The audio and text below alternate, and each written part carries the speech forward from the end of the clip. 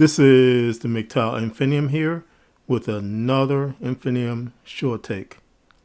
This Infinium short take is entitled Another Reason Why Marriage is a Bad Idea. My brothers, we all know that marriage is pretty much a scam, which gives us great incentive to remain on the MGTOW pathway. Nevertheless, womanists, in their efforts to keep us enslaved, are trying to rewrite the marriage institution in such a way to make it more palatable to we men. Which in reality, what is seemingly more palatable is in actuality a dastardly diminishment of our dignity, morals, and ultimately our freedoms as men. My brothers, there is an increasing uptick in the marriage trend of married couples living separately. Essentially, this is where a married couple lives separately for periods of time and only meeting at specified times like weekends. The goal here is to allow both the man and the woman to have independence from each other, thus allowing them to have freedom to live their lives in the way that they want to. My brothers, here's a GMA report which shows a couple who are practicing this type of marriage and how they say it is enhancing their lives. In the use of this content, I cite fair use policies. Here now is the GMA report. Turn now to a story about living apart together. More married couples are deciding to live separately while staying in their relationship. Almost 4 million Americans right now. Will Reed back with the story we first saw in the New York Times. Hey, Will. Hey, George, that 4 million is a surprisingly high number when viewed through a traditional lens. But in just a moment, you'll hear from some people it's worked for a number of reasons. High among them, independence and identity. It used to be simple. A couple gets married and moves in together. We were inseparable. We did everything together, down to grocery shopping, going out with our friends, like everything. But for some married couples, like 33-year-old Sana Akand and her husband of 8 years, Adnan, the loss of autonomy from living single began stirring up a need for independence. I ended up feeling really emotional about not being able to live that life. To get the best out of both worlds, she had an idea.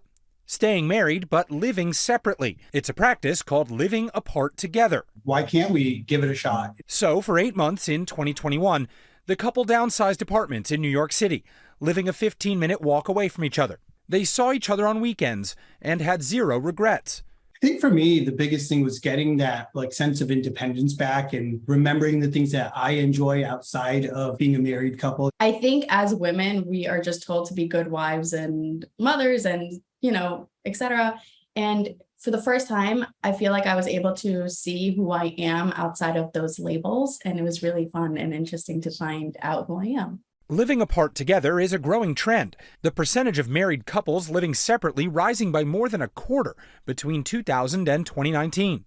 Couples do like to live apart together. They have their own sense of self. They have their own style. They love being with their partner, but they don't necessarily want to live in the same space together. I think life is changing for our society, for everyone, and people are really starting to honor themselves, honor their boundaries. The toughest part for the Akans, aside from telling friends who believed living apart was a sign their marriage was in trouble, was just missing each other. I think the biggest thing was definitely at night when you're done with your days and you just want to hang out with each other and not having that companionship. Living apart together was not forever. When Adnan was transferred to Los Angeles in June, they moved into the same home, reunited once again. But they aren't losing that independence. Now I make sure that I have my alone nights where he's doing his own thing, I'm doing my own thing. Sana says she considers herself part of a movement of women who are now recognizing they don't have to sacrifice happiness or family for their career, George. So we'll play marriage counselor right now. If people want to make this work, how do they do it? Well, look, George, I am not the expert. I am unmarried. I live alone, but we do have experts on the case. So if you're thinking about doing this yourself, our experts say the biggest con to living apart together is that you can grow distant. So before you go down this road, you want to make sure you already have a high intimacy level, good communication skills, and are completely transparent. Seems like a good starting. And my guess is your Instagram just blew up with offers of a date. I know, exactly. I think about that saying you're single and live alone. I'm honest. My brothers, I cannot stress how important it is to understand that this is a distorted view of marriage which only deepens the danger of getting married for men. As well, it shows why the marriage institution itself is nothing more than a scam. Some of the reasons why are: number one, this is a total failure and misconception of what marriage is about.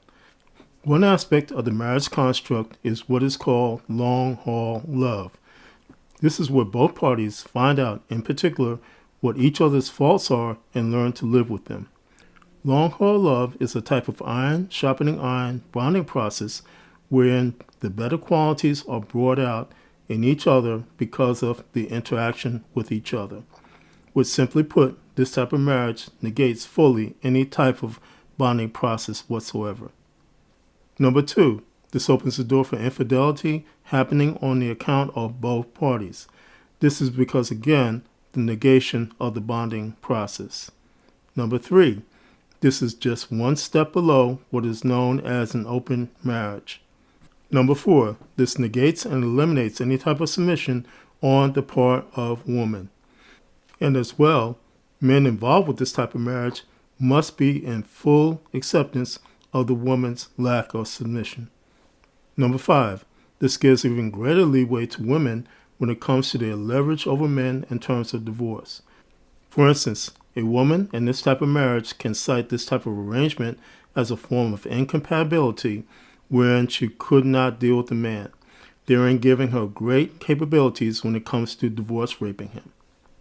Number six, this is a further wearing down of the rightful dignity we as men should expect as husbands if we decide to marry.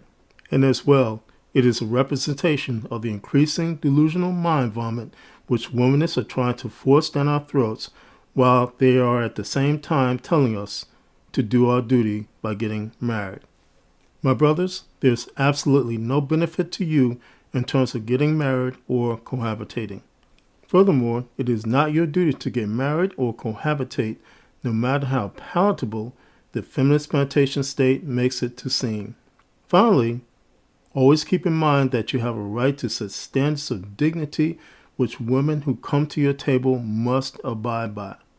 And as well, you as a MGTOW man has the right to freely go his own way without a woman being in your life. This is the MGTOW Infinium, and this has been an Infinium Short Take.